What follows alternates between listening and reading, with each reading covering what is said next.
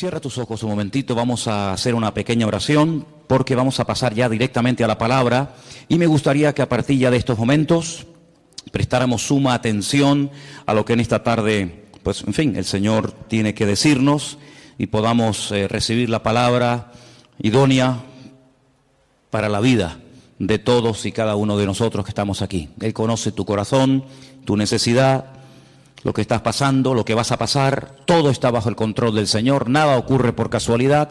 Por lo tanto, vamos a orar para que en esta tarde esta palabra pues te edifique, te anime, te consuele, te levante, te restaure, etcétera, etcétera. Padre Celestial, gracias de todo corazón te damos en esta tarde por este privilegio que nos das de poder estar aquí, Señor. Gracias por este regalo maravilloso que tú nos has dado de tu palabra. Queremos en esta tarde pedirte que tú nos hables, que toques nuestros corazones y podamos salir de aquí renovados y bendecidos y que verdaderamente, Señor, tu palabra hable a nuestras vidas. Señor, que esa palabra que va a ser expuesta ahora sea bendecida, sea dirigida por tu Espíritu Santo y que caiga en buena tierra, Señor, en corazones ya dispuestos y preparados después de este hermoso tiempo de alabanza y de adoración, y recibimos tu palabra con acción de gracias, Señor, en el nombre bendito de Jesús. Amén, amén. Quiero llevarles por favor al segundo evangelio, el evangelio que lleva por nombre Marcos, el capítulo 2, evangelio según San Marcos, capítulo 2. Vamos a leer este pasaje muy conocido, pero yo creo que nos va a venir muy bien a todos. Como dicen los hermanos de Filadelfia, nos va a hacer mucho bien, Por lo menos eso es lo que hemos pedido al Señor y confiamos que así sea. En Marcos capítulo 2, a partir del versículo 1 en adelante, dice que Jesús entró otra vez en Capernaum. Cafer en hebreo significa pueblo, Naún es el lugar o es el nombre del profeta Naún. Así que Jesús utilizó durante algunos años de su ministerio el pueblo de Capernaum, el pueblo donde había nacido y se había criado el profeta Naún, como cuartel general. Y allí estando en Capernaum, después de algunos días, se oyó que estaba en casa. Lo más probable es que estuviera en casa de Simón Pedro, que vivía justamente allí también en esa ciudad. Y dice que inmediatamente se juntaron muchos, de manera que ya no cabían ni aún a la puerta. Les predicaba la palabra. Versículo 3 dice: entonces vinieron a él unos trayendo a un paralítico que era cargado por 4.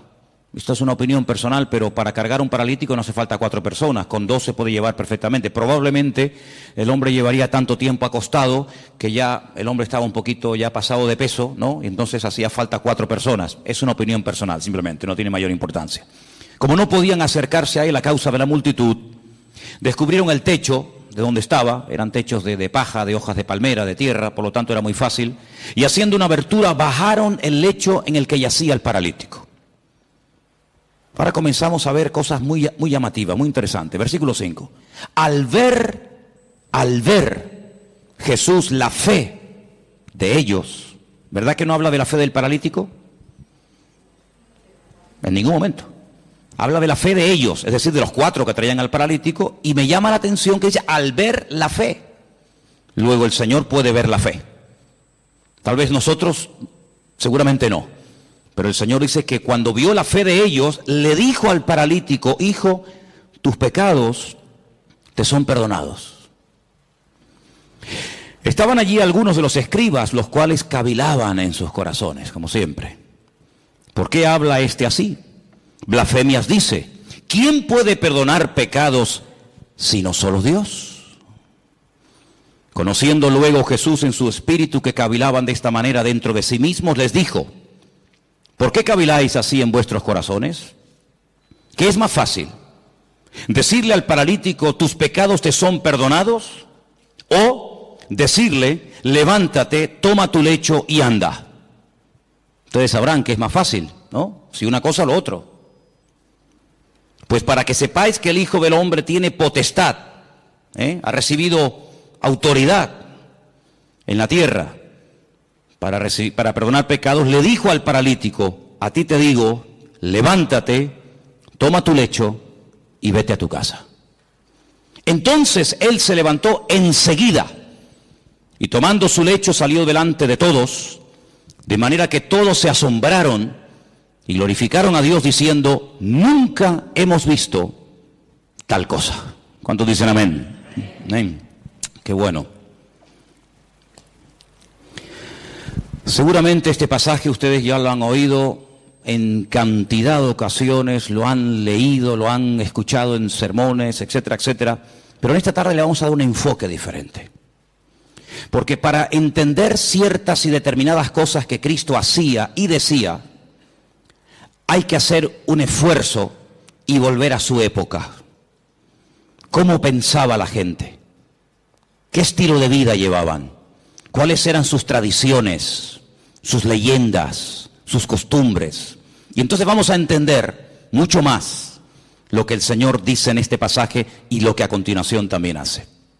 Primeramente vemos a 4 personas que no se desaniman ante los obstáculos, personas con una iniciativa tremenda, la fe que les motiva es imparable, y cuando llegan a la casa donde está el Señor predicando, al ver que no pueden entrar, no se derrumban, no se vienen abajo, no dicen, bueno, venimos otro día, hoy hay demasiada gente, es imposible llegar hasta donde está el Maestro, mañana volvemos, sino todo lo contrario.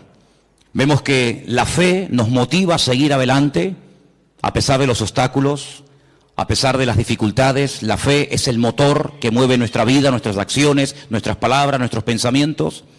Y esta gente sube a lo alto del terrado, y dice la palabra de Dios, como hemos leído, que hacen un agujero en el techo, y descienden a este hombre hasta llegar hasta donde está el Señor. Luego vemos que la fe es el ingrediente indispensable para que tú y yo no nos vengamos abajo en momentos de dificultades en la vida.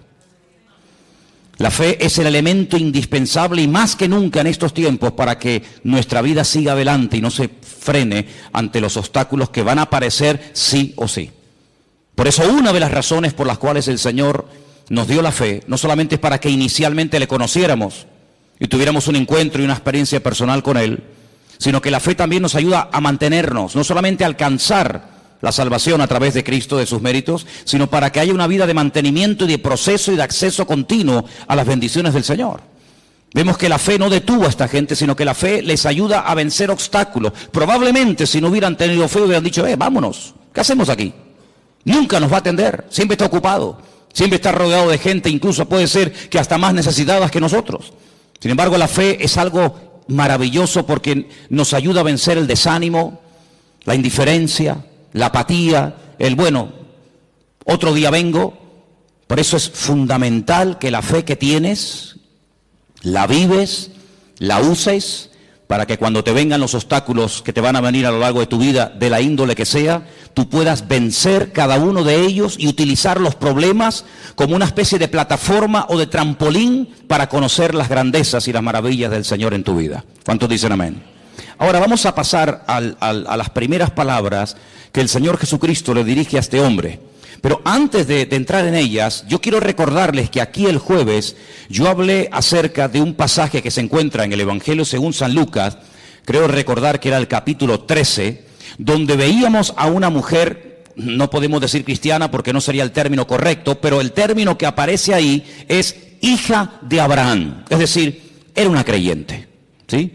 No era una pagana, una idólatra, una que pasaba por la calle y entró a ver qué pasaba allí, sino era una mujer judía, una mujer que había sido criada en la ley de Moisés, en las costumbres del pueblo de Israel, y dice que durante 18 años había tenido que soportar, había tenido, digamos, entre comillas, que resignarse a la cruda realidad de que a pesar de su fidelidad a la sinagoga, a pesar de su conocimiento de la Escritura, dice la Escritura que ella no se podía enderezar de ninguna manera. El principal de la sinagoga aparentemente ni le prestaba atención. La religión de la época aparentemente no le había servido de nada. Ella oía y asistía a la sinagoga, pero entraba y salía durante 18 años y siempre estaba igual, y yo me atrevería a decir que hasta en algunos casos hasta peor. Sin embargo, dice la Biblia que ese día el Señor la vio. Y cuando la vio, la sacó de aquellas cortinas, de aquellas celosías, ¿verdad? Donde ya explicamos que se ponían las mujeres en aquella época y se siguen poniendo hasta el día de hoy. Y entonces dice algo increíble. Le dice, mujer, eres libre de tu enfermedad.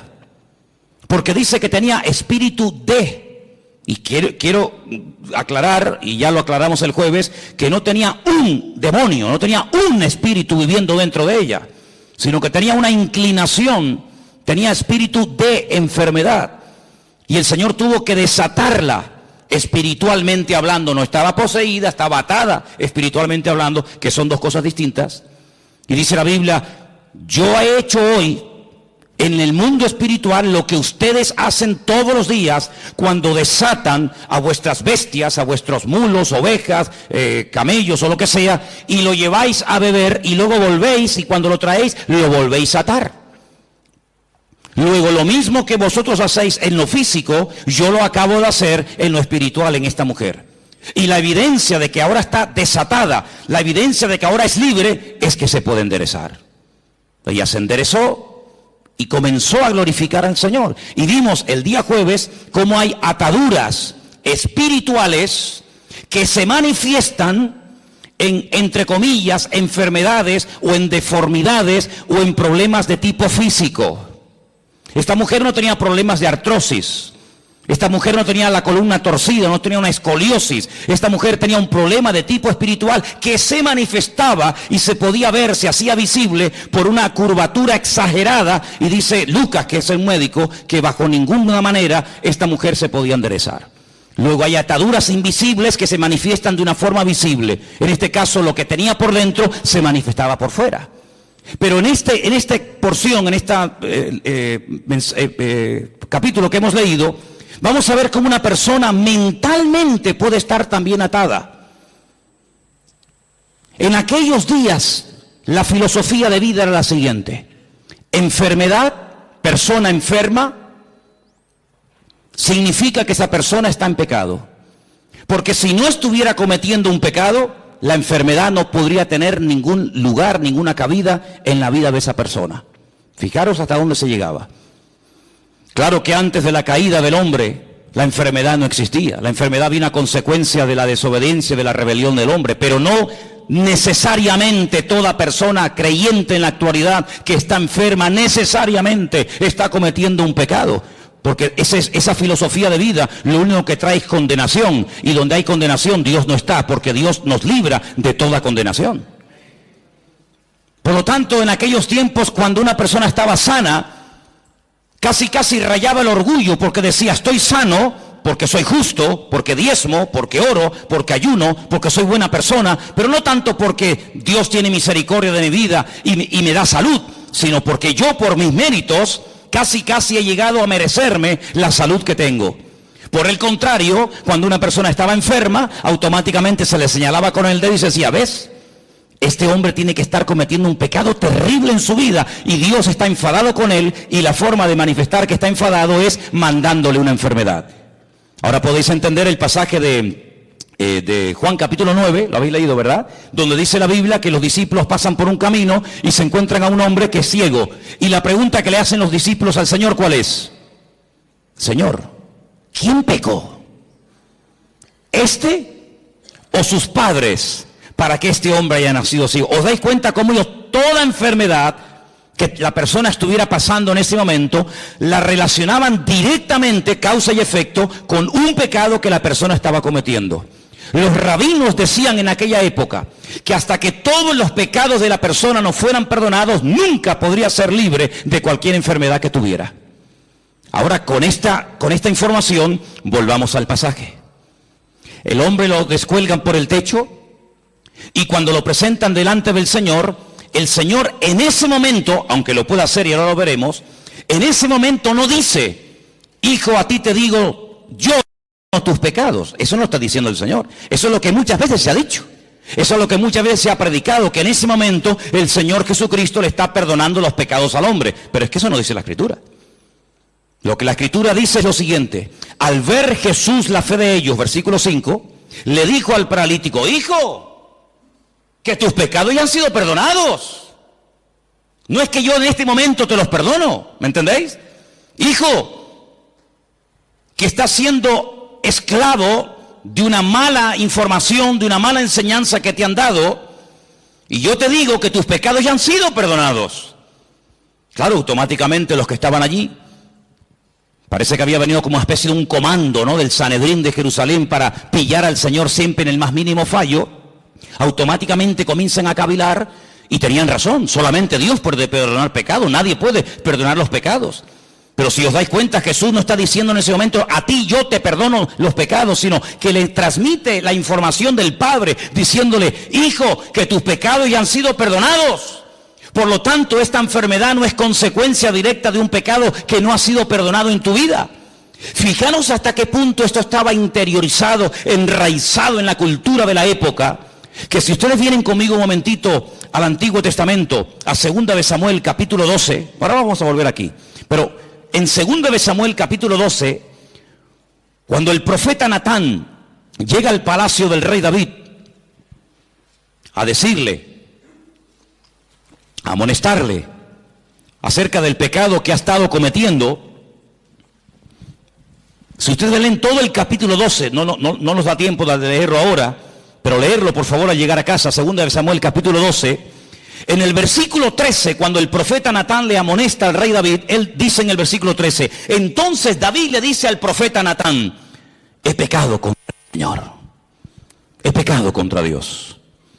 Pero Natán le dijo, pero también el Señor ha redimido tu pecado. ¿Y qué añade? No morirás. Es decir, la consecuencia de que Dios te ha perdonado es que no has muerto. Porque si hubieras muerto, es la evidencia de que Dios no te perdonó. Fijaros la profundidad de esto, hermanos. Dios te ha perdonado. Sí, ya, porque tú lo digas. No. ¿Sabes por qué te ha perdonado? ¿Sabes por qué puedes estar plenamente convencido 100% de que Dios te ha perdonado a pesar de la que has liado? ¿Cuál? Que no morirás. Ay, amigo. Ahora cuando vamos al Nuevo Testamento y nos encontramos con esta historia que estamos analizando en esta tarde, nos encontramos que el Señor Jesucristo le dice a este pobre hombre, a este pobre paralítico, tus pecados han sido perdonados. Por lo tanto, no tienes que estar atado mentalmente. Aquella estaba atada espiritualmente. Este tiene ataduras mentales porque cree que su enfermedad es una consecuencia de un pecado que está cometiendo. Por lo tanto, el hombre ni siquiera se atreve a dirigirle ni una sola palabra al Señor. No le pide nada, ni clemencia, ni misericordia, ni nada. Porque la evidencia, según su mente, de que el Señor está enfadado conmigo, es que me tiene aquí postrado en esta cama, nada más lejos de la realidad. Mira, aquí tenemos un versículo que lo hemos citado millones de veces. Y el versículo es muy fácil muy fácil de entender. Conoceréis la verdad y la verdad os hará libres. Dele la vuelta al texto. En vez de creer en la verdad que trae libertad a tu vida, cree en una mentira y serás la persona más esclava y la persona más deprimida y la persona más amargada de todo el planeta Tierra. Porque así como la verdad liberta, la mentira esclaviza y ata. Este hombre estaba atado mentalmente. Claro, ¿qué rabino le iba a decir en su época? Tus pecados han sido perdonados. Pero si han sido perdonados, ¿por qué sigo enfermo? Bueno, ¿cuál es la evidencia? ¿Cuál es la evidencia? Porque claro, decirle, oye, que Dios es un Dios de perdón, es un Dios de misericordia, que tus pecados han sido perdonados, eso no cuesta nada. Por eso el Señor lanza la pregunta. Aquí hay un mensaje en dos direcciones. Primero hacia el paralítico y también hacia los escribas y fariseos que están allí cuestionando la credibilidad de dichas palabras. ¿Cómo se atreve este hombre a perdonar pecados?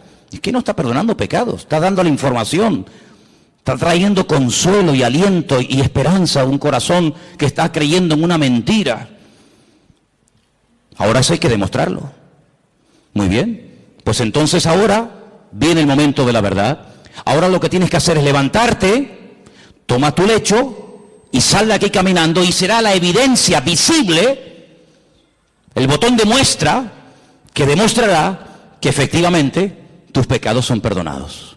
El hombre toma su lecho, se levanta, se va y el texto termina diciendo que glorificaron a Dios, se quedaron asombrados y dicen nunca. Claro, nunca hemos visto tal cosa, porque nunca le habían enseñado eso. Tú tienes que comenzar a orar, a pedir y a declarar por fe en el nombre del Señor lo que a ti te gustaría ver en tu vida. El gran problema es que muchas veces nuestras palabras, hermanos, son un obstáculo para que la gloria del Señor y el poder de Dios se manifieste en nuestra vida. ¿Quieres ver bendición? Habla bendición. Siembra tomates si quieres cosechar tomates. ¿Quieres cosechar patatas? Pues no siembres tomates, tienes que cosechar patatas. Y en el sentido espiritual pasa exactamente lo mismo. ¿Quieres ver bendición en tu vida? Levántate por la mañana, el Señor es mi luz y mi salvación. ¿De quién temeré? Aunque un ejército acampe contra mí, no temerá mi corazón. El Señor está conmigo, Él es mi poderoso gigante, Él es mi pastor, Él me va a abrir puertas, Él me va a sanar, Él me va a bendecir. Y estamos sembrando fe, y el que siembra fe, recoge fe. ¿Cuántos dicen amén? Por lo tanto, amados hermanos, tengamos mucho cuidado, no solamente con nuestras palabras, sino con nuestras actitudes y también, como no, con nuestros pensamientos. Porque mucha gente en aquellos tiempos era personas atadas, mental, física y espiritualmente, porque habían creído en las mentiras que muchas veces los hombres habían enseñado y se habían arraigado de tal manera en la forma de vida, en la cultura de la época, que la gente era esclava, no porque Dios estaba enfadado con ellos, sino porque ellos mismos se habían atado al creer en mentiras. ¿Habéis prestado atención a la lectura de esta tarde? ¿Sí o no? Jesús se va a otra población, a Nazaret. Coge el pergamino, el rollo del profeta Isaías. ¿Y qué dice? Yo he venido, ¿para qué? Para darle vista a los ciegos. Yo he venido a sanar y a curar a los quebrantados de corazón, a traer libertad a los oprimidos. En otras palabras, a traer esperanza, que ya bastante condenación y bastante amargura tenéis encima.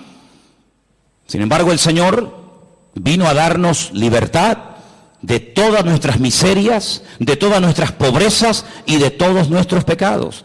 No es que el Señor anule la ley del Antiguo Testamento, pero el Señor viene a ofrecer la imagen de la misericordia del Señor, que nadie la estaba dando en aquellos tiempos. ¿Os acordáis cuando el Señor le habla tremendamente duro a los escribas y fariseos en Mateo capítulo 23? Si diezmáis esto, diezmáis lo otro, oráis, recorréis tierra y mar para ganar un prosélito y hacéis, pero os habéis olvidado de lo más importante, misericordia quiero y no sacrificio. Sois capaces de hacer sacrificios, de caminar, de sudar, de patear por aquí, subir montañas, hablar con este, hablar con el otro, de ayunar días y días, de diezmar la semilla, de colar esto, de colar lo otro. Y lo más importante, que es la misericordia. Pero ¿cómo van a aplicar misericordia si ellos no conocen a un Dios de misericordia? Hay gente, no sé qué concepto de Dios tiene, pero el concepto que tenemos que tener en el día de hoy de nuestro Dios es que nuestro Dios es un Dios de amor y para siempre su fidelidad, y es un Dios misericordioso. ¿Cuántos dicen amén? No es que pasa por alto el pecado, pero es un Dios que quiere perdonar, se goza en perdonar. Ahora, la Biblia nos enseña que cuando, por ejemplo, el rey David pecó y desobedeció contra el Señor, ya no mataba en la proporción en la que lo hacía al principio, sino que ya obtenía victorias, pero no en la medida que las hacía al principio. Ya mataba de 1000 en 1000, en vez de 10.000 en 10.000 como al principio. Es decir, hubo un decrecimiento, menguó en la gracia del Señor en su vida. Necesitaba una restauración interior. Y entonces, ¿cómo le vino esa restauración? Bueno, yo siempre he dicho que sin confrontación no se produce un cambio interior. Tiene que haber un momento en el que el Señor nos confronta, el Señor señala y dice, tu pecado, tu problema es este. En ese momento tenemos dos opciones: optar por el camino del medio, hacernos el loco como que no hemos hecho nada malo; optar por un camino que consiste en amargarme, en deprimirme, en condenarme; o escoger el camino correcto y verdadero, que es el de la misericordia del Señor. Y yo quiero decirles en esta tarde que por muy bajo que podamos caer en la vida, después de conocer al Señor, por muy lejos que nos hayamos podido separar de su presencia, de sus caminos, el Señor no ha cambiado ni menguado su amor y su misericordia, sino que Él nos sigue llamando y nos sigue amando igual o más que el primer día. A ti te digo que Dios te ha perdonado los pecados, y la evidencia de que Dios no está enojado contigo, la evidencia de que Dios no está enfadado contigo, es que si quieres te puedes levantar ahora. Pero ya ni lo intentaba, ya se había resignado a vivir toda la vida bajo ese peso, dependiendo de que lo llevaran o lo trajeran las personas. Sin embargo, amados hermanos, tú no tienes que depender de nada ni de nadie para caminar, para sentirte libre, sino que tu libertad no depende del hombre, tu libertad depende de la obra que Cristo ha hecho por ti en la cruz del Calvario. ¿Cuántos dicen amén? Dale un fuerte aplauso al Señor en esta tarde. Dile gracias porque tú me perdonas. Aleluya. Amén.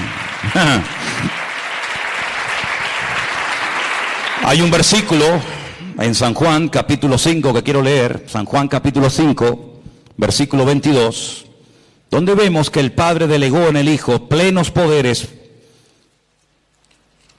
para perdonar pecados y para cualquier cosa. Y quiero que lo leamos porque no quiero que penséis que estoy tratando de decir que Jesús no tenía autoridad para perdonar pecados, no estoy diciendo eso. De hecho, el versículo que vamos a leer ahora nos demuestra que el Padre delegó, dice, este es mi Hijo amado en el cual delego, en el cual deposito toda mi confianza. Juan capítulo 5, verso 22 dice, porque el Padre a nadie juzga. Pero sigue diciendo el versículo, sino que todo el juicio, ¿qué dice? Se lo dio al Hijo. Es decir, que a través del Hijo, Dios imparte justicia y a través del Hijo, Dios imparte misericordia. ¿Os acordáis cuando el Señor estaba un día y de repente lo rodearon un montón de religiosos que estaban dispuestos a apedrear, a lapidar públicamente a una mujer que dice que había sido sorprendida en el mismo acto? Que es curioso, porque si la habían sorprendido en el mismo acto, ¿dónde estaba el otro? Curioso que nada más traen a uno. Y le dijeron, nuestra ley, como dándole lecciones de moral al Señor, como enseñándole cosas que él ignoraba, nuestra ley dice que tenemos que tomar medidas radicales ante este tipo de pecados, y nuestra ley dice que hay que matar a pedradas a semejantes personas. Y el Señor dice, muy bien, perfecto, yo conozco esa ley, si la di yo, si yo la di. El problema es que para poder ejecutar esa ley, uno tiene que estar limpio y libre de pecado. Ahora, si tú crees que estás libre de pecado para poder matar a pedradas a una persona, pues coge la piedra y tírala. No sabemos lo que el Señor escribió en tierra. Algún día lo sabremos, ¿no? ¿No te parece? Por lo menos yo se lo pienso preguntar. La cuestión está en que dice la Biblia que desde el más grande hasta el más pequeño todos salieron corriendo y ninguno se quedó. Perdón, sí se quedó uno. Se quedó el único que podía tirar una piedra y una y 20 contra ella, ¿sí o no?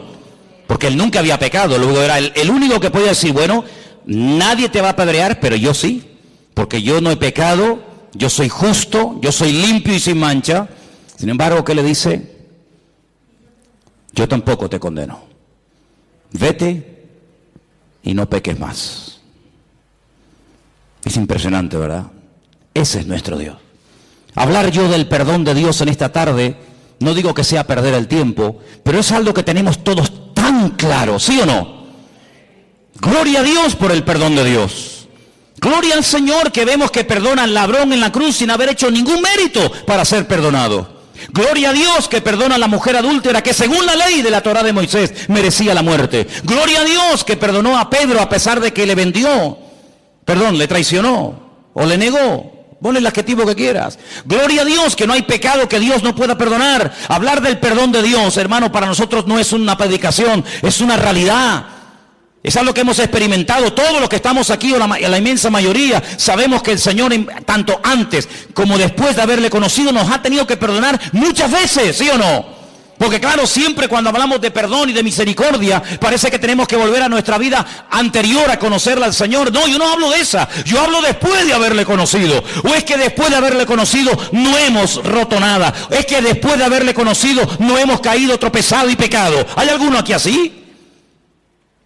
Porque antes pecábamos por ignorancia, pero ya después de conocerla a Él, pecamos sabiendo que a nuestro Dios le ofendía el pecado y lo hemos hecho igualmente. Y el Señor nos ha perdonado. Y la evidencia de que nos ha perdonado es que estamos vivos.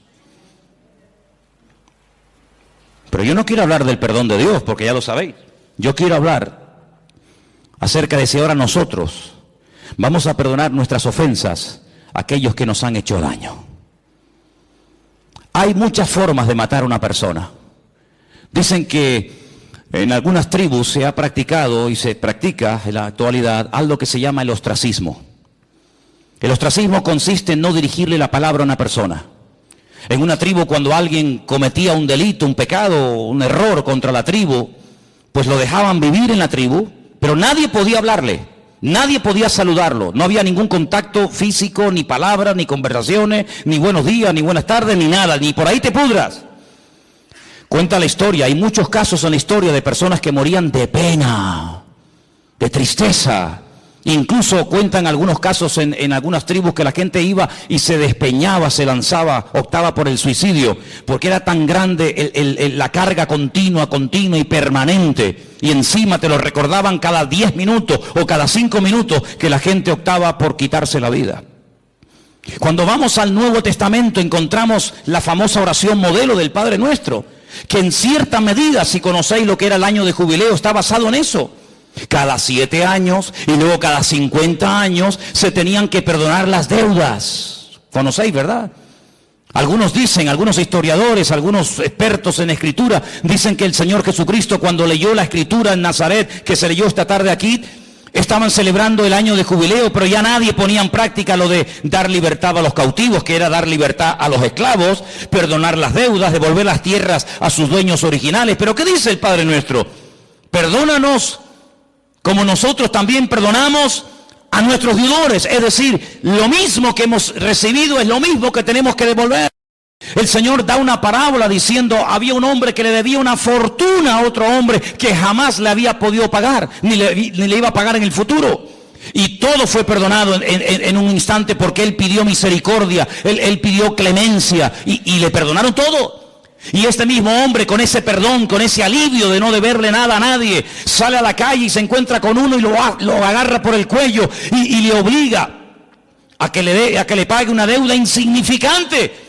Y el Señor, que le perdonó la gran deuda, le dice, ¿cómo es posible que hayas sido tan mezquino? ¿Cómo es posible que seas tan duro cuando tú me debías mucho más a mí y yo te perdoné todo? ¿No debías tú salir y hacer exactamente lo mismo? Es decir, hermano, aquí recibimos misericordia, ¿pero para qué? ¿Para sentirnos bien y dormir tranquilos y seguir la vida? No, no solamente para eso, sino que recibimos misericordia para que podamos dar y hacer misericordia al que nos ha ofendido. Porque ¿qué es misericordia? Hablando de todo un poco. ¿Qué es misericordia? Habrá que definir el término para saber de qué estamos hablando. Misericordia, así claramente, es tratar a una persona mejor de lo que se merece. Ni más ni menos. La Biblia dice, si saludáis a los que os saludan, ¿qué recompensa tendréis? Si amáis a los que os aman, ahí no hay nada, digamos, de extraordinario. El Señor viene en el Nuevo Testamento con el nuevo pacto, con la irrupción de su persona en el reino, con el reino de Dios. ¿Qué nos enseña? A ir más allá de la letra, a ir más allá de la obligación moral de decir, bueno, he hecho esto, punto. No, a ir hasta la segunda milla. Señor, ¿y cuántas veces perdona? A ver, porque habrá un límite en todo esto, ¿no? O tengo que estar siempre perdonando, como si yo fuera un tonto. Y el Señor, ¿qué le dijo? Como diciendo, un número infinitamente de veces. Imaginemos por un instante que Dios a nosotros nos va a perdonar un número determinado de veces. 30 veces, 40, 50, pon el número que quieras. Al llegar a ese número, toda ofensa, todo pecado, toda caída, todo tropiezo, todo mal pensamiento, toda mala palabra, toda mala acción no puede quedar perdonado porque ya ha llegado el cupo, ya has completado el cupo. ¿Se imaginan lo terrible que tendría que ser vivir la vida cristiana con esa presión, con esa amargura como este hombre? Qué alivio tan grande cuando el Señor le dijo a este hombre que tus pecados ya han sido perdonados, que no tienes que estar bajo esa condenación, que Dios perdona. Y además tengo una noticia buenísima para todos nosotros, que el único que en esta vida perdona y además olvida es nuestro Dios. ¡Wow! Perdona y olvida. Nosotros no podemos olvidar, pero sí podemos hacer de la herida un punto fuerte y aprender que en la herida, cuando el soldado cae y es restablecido, el soldado se levanta con mayor fuerza porque ha visto en su vida la mano y el perdón de Dios. ¿Y saben quién es la persona que más ama? Según la Biblia, la persona que más perdona. Dice, al que mucho ama, mucho se le perdona. Al que poco ama, poco perdonado eres. Es decir, que la esencia de Dios es un Dios de perdón. Me preguntaba yo en estos días, en esas conversaciones que tengo yo conmigo mismo cuando voy por la casa, y os he dicho en estos días que si me veis hablando solo, no es que esté loco, sino que yo hablo mucho solo. Y yo me preguntaba, decía, ¿cuándo le pidió Adán perdón al Señor? ¿Sabéis? ¿Cuándo Adán, cuando peca, dice, ¡ah! Hemos pecado? Eva, ¿qué hemos hecho? La hemos liado. Hemos desobedecido al Señor, le hemos fallado, hemos pecado. ¿Cuándo le pidió Adán y Eva perdón al Señor? Que yo sepa, en mi Biblia no veo nunca que Adán y Eva le pidieron perdón al Señor. Pero antes de que Adán fuera consciente de la que había liado, antes de que fuera expulsado, antes de que comenzara a sufrir en lo físico, en lo espiritual, en lo familiar, etcétera, etcétera, las consecuencias de su pecado, ya el Señor fue por delante de él y lo vistió con pieles de animales. Luego tuvo que haber un derramamiento de sangre, porque que yo sepa, para arrancarle la piel a un animal habrá que matarlo, no lo va a hacer en vida, ¿no? Tuvo que haber un derramamiento de sangre, y cada vez que Adán y Eva veían esas túnicas que le habían hecho el Señor a su medida, no le quedaban pequeñas, ni grandes, ni apretadas, sino eran túnicas hechas a su medida. Cada vez que veían esas prendas, sabían que la habían liado, pero Dios los había cubierto con su justicia y con su misericordia. Y ese es el concepto que tenemos que tener constantemente en nuestra vida. Mi Dios es un Dios santo, no tolera el pecado, pero es un Dios que si llego a pecar, Dios, siempre que haya un arrepentimiento, siempre que haya un genuino arrepentimiento, mi Dios, que lo conozco perfectamente, sé que mi Señor siempre me perdonará, siempre me restaurará y siempre me dará una segunda oportunidad. ¿Cuántos dicen amén? Dile al que está a tu lado, Dios perdona y olvida. Así es, aleluya. Dios perdona y Dios olvida. Bendito sea el Señor. Algo que hace años escuché y tal vez nos puede hacer mucho bien en esta tarde a todos y a cada uno de nosotros es, cuando me encuentro en una situación, no sé, de enfermedad, de dolor, de tristeza, de angustia, en fin, de lo que sea, hazte la siguiente pregunta: ¿qué haría en mi lugar el Señor Jesús? Imagínate que una vecina, no sé, te tira agua sucia en la puerta, te raya el coche, te insulta, te critica, no sé qué. Por poner un ejemplo, ¿qué haría Jesús si la vecina de al lado de su casa donde él estaba posando esa noche le hiciera semejante detalle? ¿Qué haría el Señor? ¿Qué haría el Señor si alguien llega y te insulta y te amenaza y te denuncia y te no sé qué y te no sé cuánto? ¿Qué haría el Señor? Eso es lo que nosotros tendríamos que hacer. Ni más ni menos. Exactamente lo mismo que haría el Señor. Es interesante notar que cuando el Señor Jesucristo resucitó, la Biblia nos da una lista muy detallada de las personas, lugares que fue a visitar después de su resurrección. A una de las personas que específicamente fue para encontrarse con él, para restaurarlo, ¿sabéis de quién hablo, verdad? Del apóstol Pedro. Id y decirle a mis discípulos y a Pedro. Y el Señor Jesucristo se va desde Jerusalén, lugar donde había sido muerto, crucificado y resucitado, recorre prácticamente todo el país y se va justo al mar de Galilea, donde allí estaba Pedro, volviendo otra vez a las andadas, volviendo otra vez a la pesca, contagiando con su desánimo y con su decisión a otros discípulos para volver a la pesca, cuando tenían que tener clarísimo que ya por ahí no iban los tiros, pero allí se va el Señor.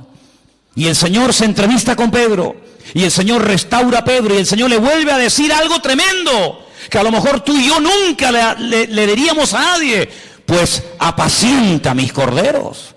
Y alguien podría objetar y decir: pero Señor, pero si cuando te vio hacer milagros, cuando te vio caminar por encima de las aguas, cuando te vio multiplicar panes y peces, la lió y dijo que no te conocía, ahora que te vas, le vas a delegar a él la responsabilidad, y como a uno de nosotros, de atender ovejas, de atender gente nueva, de pastorear iglesias, de difundir el evangelio. Pero Señor, ¿no te das cuenta que de este hombre nadie se puede fiar?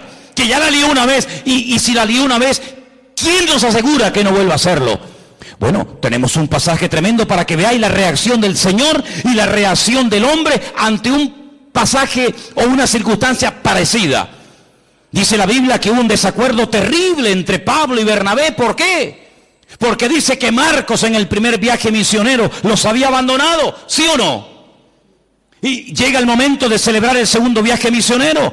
Y Bernabé dice, bueno, pues vamos otra vez juntos. Marcos, yo, Bernabé, y tú, Pablo, y Pablo dice, bajo ningún concepto, de ninguna manera. ¿Pero por qué? Porque este hombre nos abandonó en el primer viaje, ¿no te acuerdas? Que cuando se pusieron las cosas difíciles y cuando hubo problemas, cogió y se mandó a mudar y nos dejó tirados. Y Bernabé le habrá dicho, bueno, pero es verdad, tienes razón, yo estaba allí, yo sé lo que estás diciendo, pero vamos a darle una segunda oportunidad al chico. Ya ha crecido, ya ha madurado, ha pasado un tiempo, capaz que el hombre se ha arrepentido, ha recapacitado, se ha dado cuenta de que así no se puede ir por la vida. Ahora sí, ahora no, ahora cuenta conmigo, ahora no estoy para nadie. Y Pablo dice, bajo ningún concepto. Y dice que hubo tal desacuerdo entre estos dos grandes hombres de Dios, Bernabé y Pablo, que dice la palabra que Pablo se fue por tierra con Silas y se fue Bernabé por mar a la isla de Chipre, de la cual era, con Marcos. Así actúan los hombres, así actuamos los seres humanos. Como dicen algunos, el que la hace la paga, ¿verdad? Ni perdono ni olvido, dicen otros. Terrible. Sin embargo, el Señor Jesucristo llega a Galilea y podía haberse reunido con Juan, con Santiago, con Tomás, con Felipe, etcétera, y decir, bueno, Pedro, tú me dijiste que no me conocías, tú blasfemaste, tú dijiste que no querías saber nada de mí, por lo tanto, déjanos en paz, vete con los tuyos, que yo tengo a mi gremio. No. Yo quiero volver a incorporarte, yo quiero volver a integrarte y quiero volver a confiar en ti. De hecho, te lo digo. Apacienta mis corderos, apacienta mis ovejas. Y ese es nuestro Dios, ese es nuestro Señor Jesucristo, ese es nuestro Dios, un Dios de misericordia, un Dios que nos ha perdonado, pero no para que, como dije antes, podamos dormir tranquilos y decir, ay, qué bueno, ya mis pecados están todos perdonados. No solamente para eso, sino para enseñarte un modelo, para enseñarte un nuevo estilo de vida y para decirte lo que has aprendido y recibido es exactamente lo mismo que tienes que enseñar y transmitir a toda persona que a lo largo de la vida te ofendan. Porque dicho sea de paso, cuando alguien te ofende es porque Dios le permitió que te ofendiera. Algunos dirán, ¿cómo? No lo he entendido. Te lo voy a explicar para que lo entiendas. Cuando el rey David huía de Jerusalén porque su propio hijo Absalón, al que amaba con locura, fíjate cómo lo amaba, que viola a una de sus hijas. Sí, le quita el habla durante un tiempo, pero en el fondo David amaba con locura a su hijo Absalón. No hacía honor a su nombre. Padre Shalom, paz, el padre de paz, y era un guerrero, era un traidor terrible.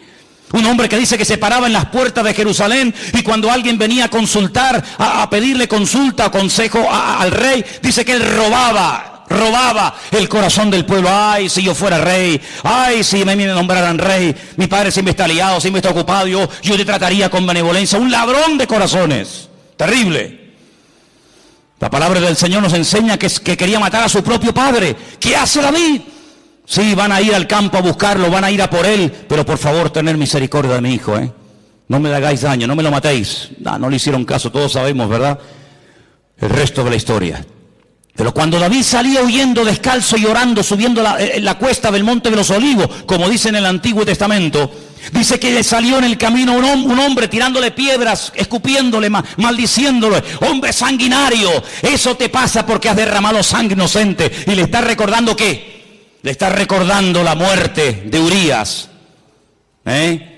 No es que mató al gigante Goliat, ese día lo aplaudieron, pero le están echando en cara todos los pecados que había cometido. Qué crueles somos, Cuando queremos ser buenos, somos los más buenos del mundo. Cuando queremos ser crueles, rebuscamos en el cajón de la basura para justificar nuestras miserias. Como le decía un día el Señor a Job, ¿me vas a condenar a mí para justificarte tú? Es increíble, ¿verdad? Cuando queremos justificarnos y salir por la vida de bueno, buscamos todas las miserias de todo el mundo. Y mira fulano, y mira lo que hizo, y mira lo que dijo, y mira lo que y el Señor dice, todo lo que te hagan a ti son pajitas, pero todo lo que tú tienes son vigas dentro de tu propio ojo, querido.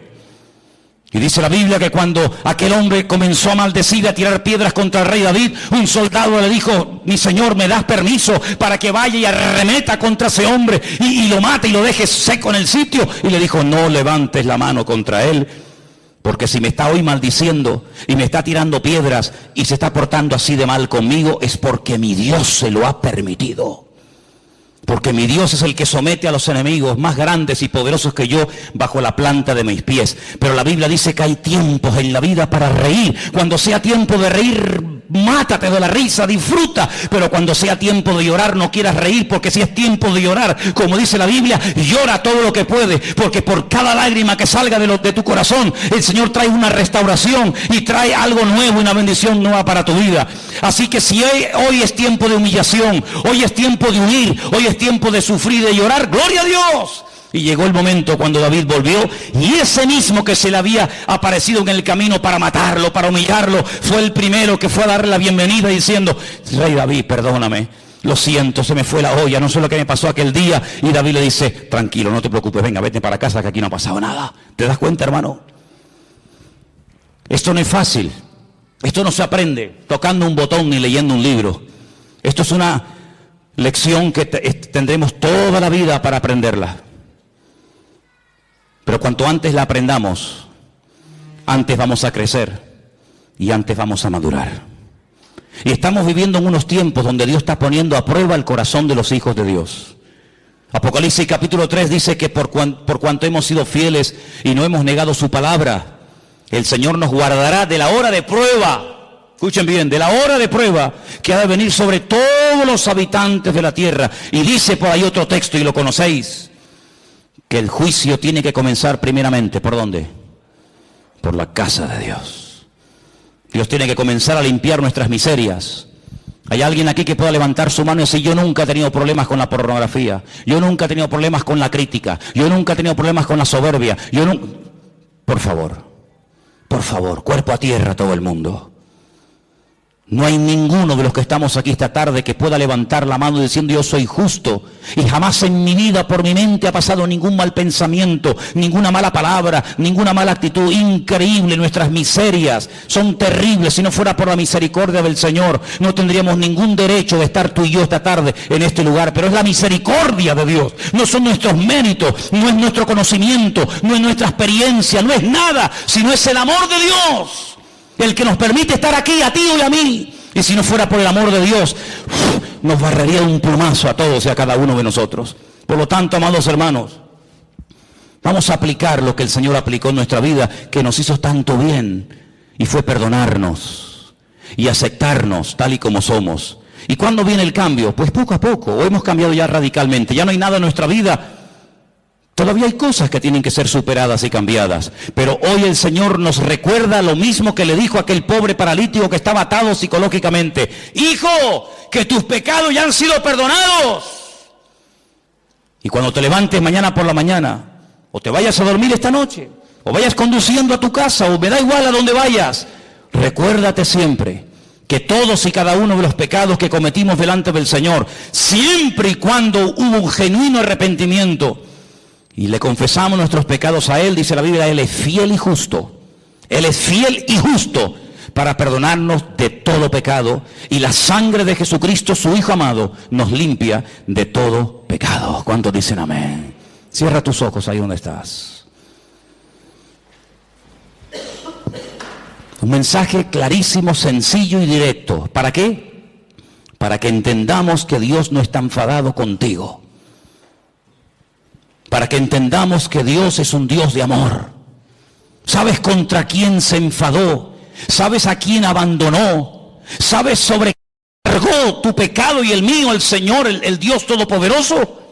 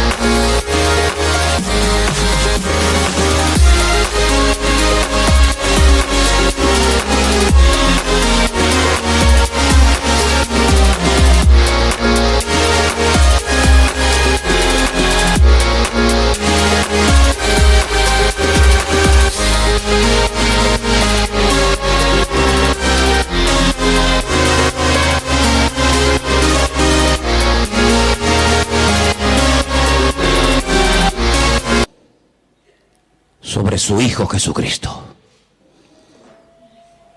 Con Él se ensañó. Dios mío, ¿por qué me has desamparado? Contra Él el Padre se ensañó, lo dejó solo en la cruz.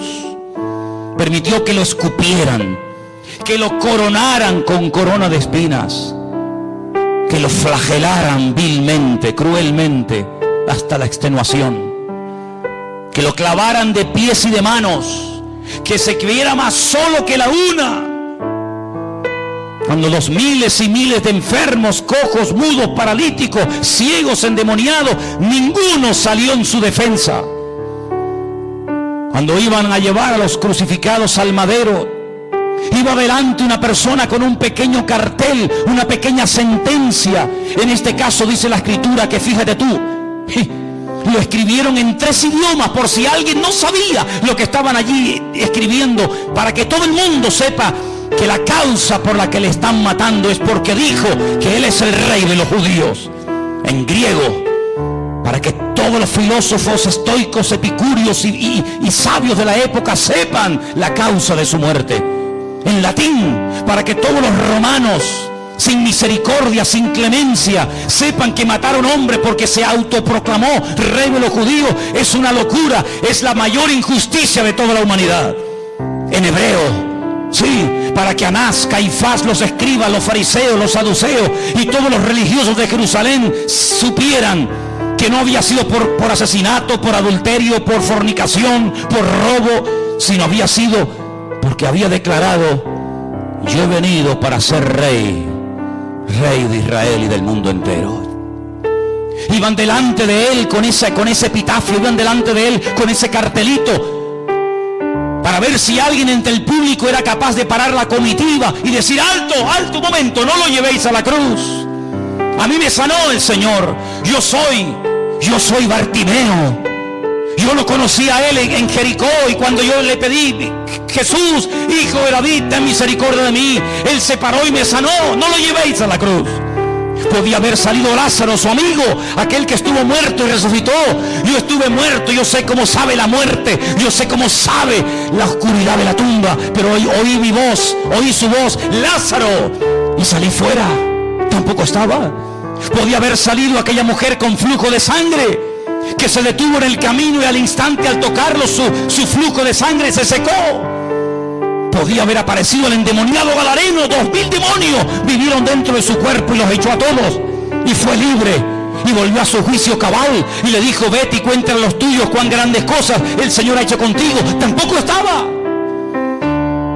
Podía haber venido el paralítico de Betesda, estaba al lado, 38 años tirado en el estanque de Betesda, y vino Él y en segundos me sanó. Tampoco estaba. Podía haber venido la mujer encorvada, era una sinagoga en Jerusalén. 18 años encorvada estuve, y ahora puedo glorificar al Señor. Probó la soledad, la angustia,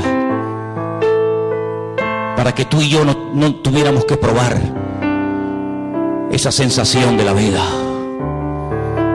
Él se sintió solo para que tú siempre te sientas acompañado. Él sufrió para que tú disfrutes de la vida. Él murió para que tú vivas. Él derramó su sangre para que tú no mueras. Viviré y no moriré, dice el Salmo. Viviré y no moriré. Y en esta tarde quiero que te sientas limpio y perdonado por la sangre preciosa de Jesucristo, el Cordero de Dios. Vete y no peques más, para que no te venga una cosa peor, le dijo tal vez a una mujer. Qué tremendo, ¿verdad? Vete y no peques más. El Señor nos dice hoy a nosotros: venid a mí, los trabajados y cargados, que yo, solamente yo, os traeré descanso. El famoso Shabbat, el reposo, yo lo traeré a vuestros corazones. Cuando vengáis a mí humillados y arrepentidos, yo os levantaré, restauraré vuestra vida y cambiaré vuestro lamento en baile. Y podrás seguir caminando y recordar al mirarte esa herida cicatrizada que yo un día te perdoné y te sané, para que tú vayas y hagas lo mismo con todo aquel que te encuentres en el camino de la vida. Bendito sea el nombre del Señor. Dios es un Dios de perdón, es un Dios de misericordia. Y hoy nos dice el Señor a nosotros como cristianos, como hijos y como hijas de Él: misericordia quiero y no sacrificios.